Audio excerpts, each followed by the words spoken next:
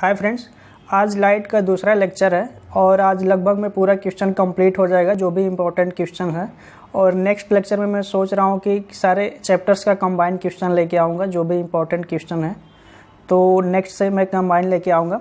और चलिए आज देखते हैं इसके बाकी क्वेश्चन जो भी बचे हुए हैं। और पीछे का जो वीडियोज़ है उसका लिंक मैं डिस्क्रिप्शन में दे दूँगा, आप वहाँ से जाके देख सकते हैं। और आप ग्रुप ज्वाइन कर लीजिए, वहाँ पे PDF में सेंड कर देता हूँ, वहाँ से आप डाउनलोड करके पढ़ सकते हैं।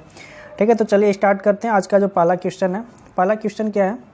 When light falls on a smooth polish surface most of it, जब प्रकाश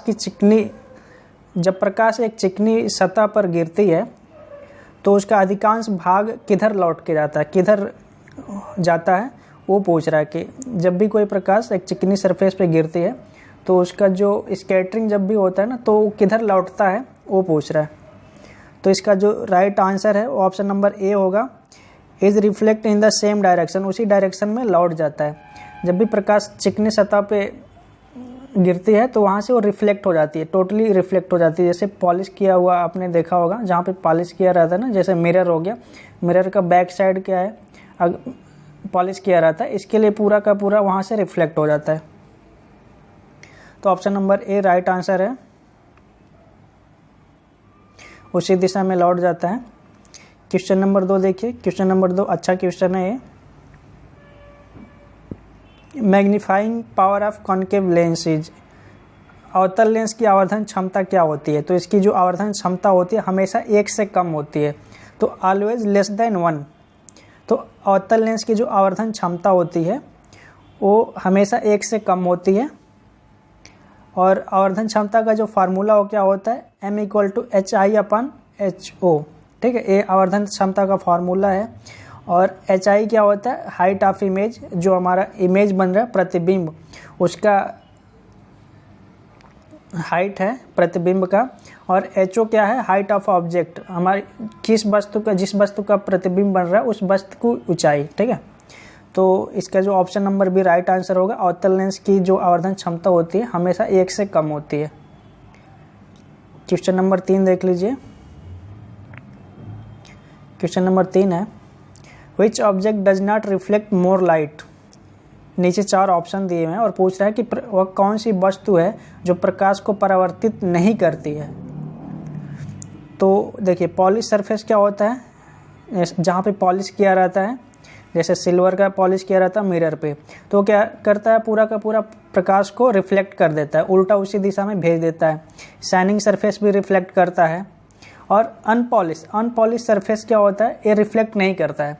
तो option number C right answer होगा। और डी है ए एंड बी, ए गलत है। तो पॉलिश सरफेस रिफ्लेक्ट कर देता है, शाइनिंग सरफेस मतलब चमकीला, वो भी रिफ्लेक्ट कर देता है। अनपॉलिश, जहाँ पे पॉलिश नहीं किया रहता है, वो रिफ्लेक्ट नहीं करता। Option number C right answer होगा। क्वेश्चन नंबर 4 देख लीजिए। The image formed on a cinema screen is an example of. जब भी आप मूवी देखते हो ना सिनेमा हॉल में, तो वहाँ पे जो पिक्चर बनता है, प्रतिबिंब जो पिक्चर दिखता है आपको पर्दे पे, वो किसका एग्जाम्पल है? तो जो पर्दे पे इमेज बनता है वो रियल इमेज बनता है। Option number A right answer होगा, सिनेमा हॉल में रियल इमेज बनता है। क्वेश्चन नंबर 5 है, 5 क्या है कि the image formed by retina of human eye is, मानव नेत्र की रेटिना द्वारा बनाई गई छवि है। जो मानव नेत्र द्वारा प्रतिबिंब बनता है वो कैसा बनता? तो रियल एंड इन्वर्टेड होता है, वास्तविक और उल्टा। ह्यूमन आई, हम लोग जो भी कुछ देखते हैं ना, तो हम लोग रियल इमेज देखते हैं बट वो उल्टा देखते हैं। तो option number B right answer होगा। क्वेश्चन नंबर 6 देखिए, काफ़ी इंपॉर्टेंट क्वेश्चन है, बहुत ही इंपॉर्टेंट क्वेश्चन है। What is the minimum distance of clear vision. स्पष्ट दृष्टि की न्यूनतम दूरी होती है। स्पष्ट दृष्टि की न्यूनतम दूरी क्या होती है? 25 सेंटीमीटर होती है। अब स्पष्ट दृष्टि क्या है? स्पष्ट दृष्टि यह है कि मतलब जहाँ तक हम, जैसे अगर किसी की आँख में कोई प्रॉब्लम नहीं है ना, तो 25 सेंटीमीटर पर रखी वस्तु को आसानी से देख सकता है। उसमें कोई उसको लेंस लगाने की, चश्मे लगाने की ज़रूरत नहीं होती है। अगर वो 25 सेंटीमीटर से कम लेके और नज़दीक ला रहा है तो उसको आँख में थोड़ा सा डिफ़िकल्टीज फील होगा। तो जो स्पष्ट दृष्टि की न्यूनतम दूरी होती है वो 25 सेंटीमीटर होती है।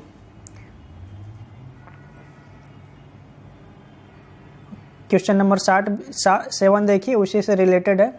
ये दोनों क्वेश्चन बहुत ही इंपॉर्टेंट है। Is a distant point of a healthy I, मतलब स्पष्ट दृष्टि की अधिकतम दूरी क्या है। न्यूनतम दूरी तो हमने देख लिया कि 25 सेंटीमीटर न्यूनतम दूरी होती है स्पष्ट दृष्टि की। अगर 25 सेंटीमीटर से कम करते हैं ना दूरी, तो फिर आँख में कोई थोड़ा सा डिफ़िकल्टीज फील होगा। उसके लिए आपको चश्मे या फिर किसी अलग इंस्ट्रूमेंट का यूज करना पड़ेगा, ठीक है। तो अभी नेक्स्ट क्वेश्चन क्या है कि जो मैक्सिमम डिस्टेंस क्या होती है, स्पष्ट दृष्टि की अधिकतम दूरी क्या होती है, तो होती है इनफाइनाइट, अनंत होती है। Option number D right answer है। दोनों क्वेश्चन बहुत ही इंपॉर्टेंट है। क्वेश्चन नंबर 8 देखिए, what is nature of eye lens. नेत्र लेंस क्या होता है? नेत्र लेंस क्या होता है? तो अभिसारी लेंस होता है, कन्वेक्स लेंस होता है। नेत्र लेंस हमारा कन्वेक्स लेंस होता है, अभिसारी। और अभिसारी को हम लोग क्या बोलते हैं? कन्वर्जेंट भी बोलते हैं, और अपसारी को हम लोग डाइवर्जेंट बोलते हैं। तो ये भी आप ध्यान रखिएगा कि अभिसारी लेंस को हम लोग कन्वर्जेंट लेंस भी बोलते हैं, और अपसारी लेंस को, कनकेव को डाइवर्जेंट लेंस, यानी कन्वेक्स को कन्वर्जेंट, कनकेव को डाइवर्जेंट बोलते हैं, ठीक है। तो option number A right answer है। जो हमारी आँख है वो कन्वेक्स लेंस की तरह काम करता है, नेत्र लेंस। क्वेश्चन नंबर 9 देखिए, the amount of light entering the human eye is controlled by. मानव की आँख में प्रवेश करने वाले प्रकाश की मात्रा को नियंत्रित कौन करता है? जो हमारे आँख के अंदर प्रकाश आती है उसको कौन कंट्रोल करता है? तो आई बॉल जो होता है ना, प्यूपिल, आई बॉल बोलते हैं उसको, पुतली, हिंदी में इसको पुतली बोलते हैं। तो जब भी हमारी आँख में कोई रोशनी आती है तो ये पुतली के द्वारा कंट्रोल किया जाता है। Option number B right answer होगा। क्वेश्चन नंबर 10 देखिए, 10 में क्या, what type of lens is use for correct myopia. निकट दृष्टि दोष दूर करने के लिए कौन से लेंस का यूज किया जाता है? एक क्वेश्चन बहुत ही इंपॉर्टेंट है, निकट दृष्टि दोष और दूर दृष्टि दोष का निवारण क्या है। ये दोनों क्वेश्चन बहुत ही इंपॉर्टेंट है, तो आप इसको अच्छे से देखिएगा। तो पूछ रहा है कि निकट दृष्टि दोष को दूर करने के लिए किस लेंस का यूज किया जाता है? तो उसमें कनकेव लेंस का यूज किया जाता है, ठीक है। मायोपिया को दूर करने के लिए कनकेव लेंस का, यानी कि अवतल लेंस का यूज किया जाता है निकट दृष्टि दोष में। निकट दृष्टि दोष में क्या होता है कि नज़दीक की वस्तु दिखाई देती है और दूर की वस्तुएं नहीं दिखाई देती हैं। तो जब भी आप जाओगे डॉक्टर के पास चश्मे बनवाने, तो चश्मे में कनकेव लेंस लगा के देता है आपको। तो ये आप याद कर लीजिएगा कि निकट दृष्टि दोष को दूर करने के लिए अवतल लेंस का यूज किया जाता है, यानी कनकेव लेंस का। नेक्स्ट क्वेश्चन है, नेक्स्ट आपका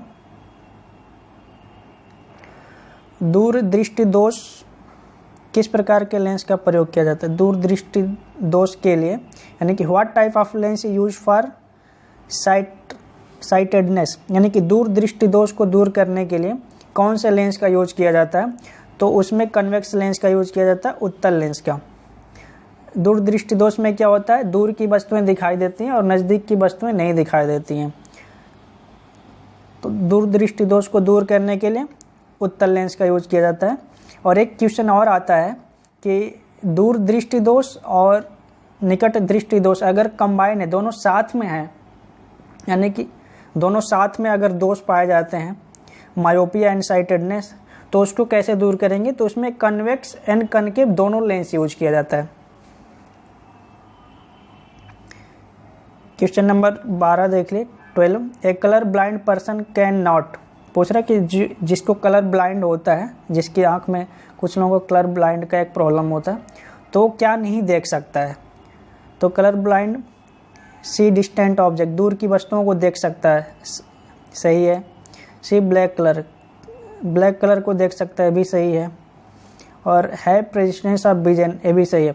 बट जो सी ऑप्शन है ना, डिस्टिंग्विश्ड बिटवीन सर्टेन कलर, मतलब कलर के बीच में डिफरेंस ज्ञात करना वो नहीं कर पाता है। जो जिसको कलर ब्लाइंड का प्रॉब्लम होता है वो कलर में डिफरेंस नहीं पता कर पाता। अगर एक साथ में कई सारे कलर दे दिए जाएंगे ना, लाल पीला नीला, तो उसमें डिफरेंस नहीं पता कर पाता कि कौन लाल है कौन क्या है। ठीक है, तो कलर ब्लाइंड वाले पर्सन कलर डिफरेंस नहीं क्लियर कर पाते हैं। Option number C right answer होगा। क्वेश्चन नंबर 13 देखिए, अच्छा क्वेश्चन है ये। A mirage occurs because of, किसकी वजह से मृग तृष्णा होती है। मृग तृष्णा, इसको मृग रचिका बोलते हैं हिंदी में। वो कौन से इंसिडेंट है जिसमें मृग तृष्णा होती है, मतलब कि मृग रचिका। A mirage occur because of, तो इसका जो राइट आंसर होगा बी, टोटल इंटरनल रिफ्लेक्शन, पूर्ण आंतरिक परावर्तन के कारण मृग रचिका होती है। इसमें 4 ऑप्शन दिए हैं। 4 ऑप्शन में पहला क्या है, reflection by A hot ground, गर्म जमीन से प्रतिबिंब, नहीं ये गलत है। और सी क्या है, इंटरफ्रेंस ऑफ लाइट, प्रकाश का हस्तक्षेप, ये भी गलत है। और डिफ्रैक्शन ऑफ लाइट, ये भी गलत है। ठीक है, बट जो ऑप्शन नंबर बी है ना, total internal reflection by layer of air, हवा की परतों द्वारा कुल आंतरिक परावर्तन। ठीक है, आपको एग्जाम में पूरा नहीं देगा, एग्जाम में केवल इतना ऑप्शन देता है, टोटल इंटरनल रिफ्लेक्शन, पूर्ण आंतरिक परावर्तन। ठीक है, तो पूर्ण आंतरिक परावर्तन के कारण मृग रचिका होती है। तो option number B right answer होगा, टोटल इंटरनल रिफ्लेक्शन, पूर्ण आंतरिक परावर्तन। मृग रचिका क्या होता है कि अगर रेगिस्तान में क्या होता है, कुछ रखा रहता है ना, तो रहता कुछ और है, आपको कुछ और फील होता है, तो इसी को हम लोग मृग रचिका बोलते हैं। क्वेश्चन नंबर 14 है, विच mirror is use for watching rear view while driving. Driving करते समय रियर व्यू देखने के लिए किस दर्पण का यूज किया जाता है। जब भी कोई बाइक चलाता है या फिर कार, जो भी कोई भी ड्राइवर है ना, तो आप देखोगे उसके दोनों साइड में मिरर लगे रहते हैं। पीछे कौन सी गाड़ी आ रही है, कौन हमें क्रॉस कर रहा है, सब देखने के लिए पीछे में क्या है, तो दोनों साइड में मिरर लगे रहते हैं। तो वही पूछ रहा है कि वो कौन सा मिरर होता है, तो कन्वेक्स मिरर होता है, उत्तल दर्पण। ठीक है, जो साइड मिरर होता है गाड़ी का वो उत्तल दर्पण होता है, कन्वेक्स मिरर। तो option number C right answer होगा। अच्छा क्वेश्चन है, हमेशा पूछा जाता है। रियर व्यू के लिए कन्वेक्स मिरर का यूज किया जाता है, उत्तल दर्पण का। क्वेश्चन नंबर 15 है, a periscope works on the principle of.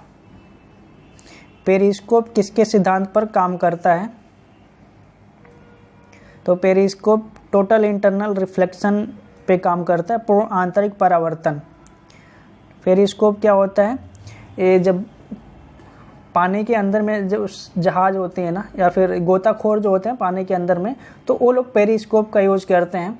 Periscope का यूज इसलिए किया जाता है कि हमारी पानी के सरफेस पे क्या है वो हम अंदर से पता कर सकते हैं। अंदर में जो गोताखोर रहते हैं वो लोग पता कर लेते हैं कि अभी यहाँ पे इस सरफेस पे एकदम ऊपरी लेयर पे, पानी के समुद्र के ऊपरी लेयर पे क्या है, अंदर से वो लोग पता करते हैं पेरिस्कोप के थ्रू। तो पेरिस्कोप किसके सिद्धांत पे काम करता है, एक कुल पूर्ण आंतरिक परावर्तन पे कार्य करता है, total internal reflection. Option number B right answer होगा। क्वेश्चन नंबर 16 देखिए, 16 में क्या है, Which of the following is used to split white light into different color। बोला कि विभिन्न श्वेत प्रकाश को विभिन्न रंगों में अलग अलग करने के लिए किसका यूज किया जाता है। देखिए, निम्नलिखित में से किसका उपयोग श्वेत प्रकाश, श्वेत या सफ़ेद एक ही होता है, तो आपको बुक में हमेशा श्वेत प्रकाश मिलेगा, यहाँ पे मैंने सफ़ेद लिखा हुआ है। निम्नलिखित में से किसका उपयोग श्वेत प्रकाश को विभिन्न रंगों में विभाजित करने के लिए किया जाता है। तो इसका जो राइट ऑप्शन होगा प्रिज्म होगा। प्रिज्म आपने देखा होगा, जब भी प्रकाश की किरणें आती हैं ना तो ये 7 रंगों में विभाजित हो जाती हैं। ठीक है,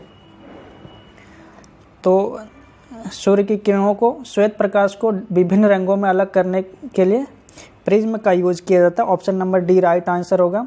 श्वेत प्रकाश में कितने कलर होते हैं, ये भी क्वेश्चन पूछा जाता है। तो श्वेत प्रकाश में 7 रंग होते हैं, 7 कलर। ठीक है, और इसमें सबसे कम जो वेवलेंथ होता है बैगनी कलर का होता है। इसके लिए जो बैगनी कलर होती है ना, वो वायुमंडल में सबसे ज़्यादा स्कैटर होती है, यानी कि फैलती है। और सबसे ज़्यादा और सबसे कम कौन सा फैलता है, लाल फैलता है।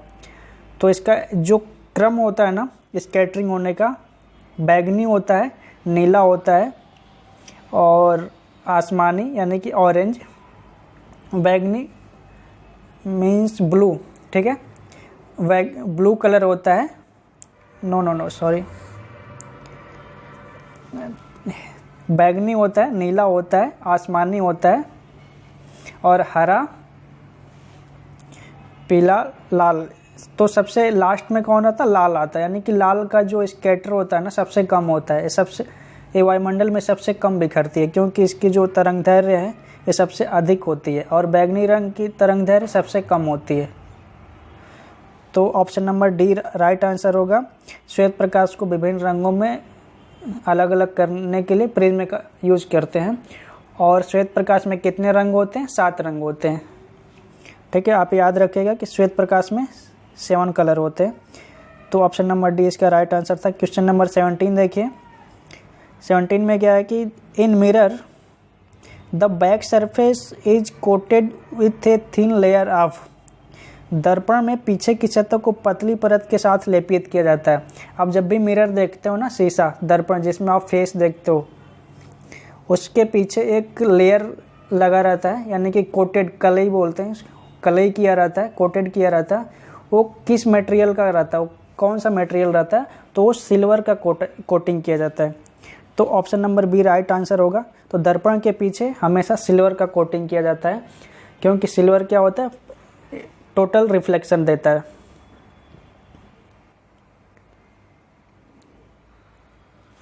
चलते हैं नेक्स्ट क्वेश्चन पे। आज का ये लास्ट क्वेश्चन है। क्वेश्चन नंबर 18 देखिए। Red light is used for signal because it has. जो रेड कलर होता है, लाल बत्ती का उपयोग संकेतों के लिए किया जाता है, क्योंकि इसमें है। लाल बत्ती का उपयोग संकेत के लिए किया जाता है, क्योंकि इसकी जो तरंग दैर्घ्य होती है ना सबसे अधिक होती है, wavelength. Option number A right answer होगा। देखिए, तो ऑप्शन नंबर रेड कलर का जो वेवलेंथ होता है, तरंग दैर्घ्य होता है, वो सबसे अधिक होता है। इसके लिए हम रेड कलर का यूज संकेत देने के लिए करते हैं, यानी कि सिग्नल्स के लिए रेड कलर का यूज करते हैं। तो ऑप्शन नंबर ए इसका राइट आंसर है। और रेड कलर का वेवलेंथ सबसे अधिक होता है और बैगनी कलर का सबसे कम होता है वेवलेंथ। और वेवलेंथ और फ्रीक्वेंसी 2 चीज़ होता है। तो फ्रीक्वेंसी किसकी अधिक होगी, सबसे अधिक होगी बैगनी की, और रेड कलर की जो फ्रीक्वेंसी होगी वो सबसे कम होगी। तो आप याद रखिएगा कि जो रेड कलर की वेवलेंथ होती है, तरंगदैर्घ्य सबसे अधिक होती है और इसकी फ्रीक्वेंसी सबसे कम होती है। और बैगनी कलर की वेवलेंथ सबसे कम होती है, तरंगदैर्घ्य और फ्रीक्वेंसी, आवृत्ति सबसे अधिक होती है। तो ये आज का लास्ट क्वेश्चन था, और 1-2 क्वेश्चन और पूछे जाते हैं, वो छूट रहा है, मैं बता दूंगा। और आप लेंस और मिरर का फार्मूला देख लीजिए। लेंस का फार्मूला क्या होता है, फोकस दूरी ज्ञात करने के लिए 1/f = 1/u - 1/v। ठीक है, वो अब ये हमारा लेंस के लिए फोकस दूरी ज्ञात करने के लिए फार्मूला यूज करते हैं। एफ क्या है, फोकल लेंथ है, फोकस दूरी। यू क्या है, distance between lens and object, यानी कि लेंस से वस्तु की दूरी। ठीक है, भी क्या है, distance between lens and image, प्रतिबिंब की दूरी, लेंस से प्रतिबिंब की दूरी। तो ये हम यूज करते हैं हमेशा। तो इसमें इसको हम नेगेटिव लेते हैं, इसका भी रीज़न है क्योंकि जो इस लेंस में जो इमेज बनता है वो दूसरे साइड में बनता है, इसके लिए हम नेगेटिव लेते हैं। और जब मिरर के लिए आप फार्मूला लगाएंगे 1/f equal to 1/u plus 1/v, ठीक है। ये मिरर का फोकल लेंथ यानी कि फोकस दूरी ज्ञात करने के लिए ये फार्मूला यूज़ करते हैं। बस यहाँ पे प्लस हो जाएगा, बाकी सब कुछ वही है। यह फोकस दूरी है, focal length, u distance from lens of object, lens से वस्तु की दूरी, v distance from lens of image, lens से प्रतिबिंब की दूरी। तो यहाँ पे प्लस यूज करते हैं क्योंकि इसका जो प्रतिबिंब बनता है दोनों उसी साइड में बनता है जिधर वस्तु रखा रहता है। तो तो ये जो इम्पोर्टेंट फार्मूला है आप इसको याद कर लीजिएगा। इसमें न्यूमेरिकल्स भी आते हैं। न्यूमेरिकल्स कैसे आता है, u का वैल्यू दे देगा, v का वैल्यू दे देगा और f का वैल्यू पूछेगा। तो आप इसमें u और v का वैल्यू रख के जब आप इसको सॉल्व करोगे ना LCM लेके, तो जब 1/f का वैल्यू सपोज करिए कि 1/20 आ गया, तो इसको हम उल्टा कर देंगे तो हमारा जो आंसर आ जाएगा f इक्वल टू 20, ठीक है। तो ऐसे इसको सॉल्व करना है। दोनों फार्मूला आप याद कर लीजिए। लेंस का जब भी आप फार्मूला लगाओगे तो जो साइन रहेगा माइनस रहेगा और मिरर के लिए लगाओगे तो प्लस हो जाएगा, बाकी सब कुछ सेम है। तो चलिए मिलते हैं नेक्स्ट वीडियो में और कंबाइंड क्वेश्चन लेके आऊँगा। Thanks for watching.